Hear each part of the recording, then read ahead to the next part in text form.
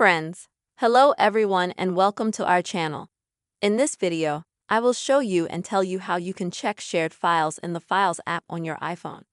Friends, please subscribe to the channel, be sure to put your likes and write your comments under this video. And let us get started with you. And if you want to find files that you've shared with others or if you have files in common, you'll need to go to the Files app on your iPhone.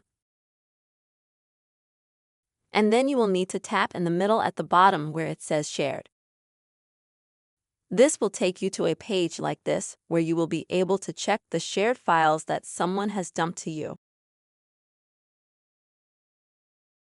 You can also create a family share here to files, and you can check the files that have been created by this family access and share them in the File app.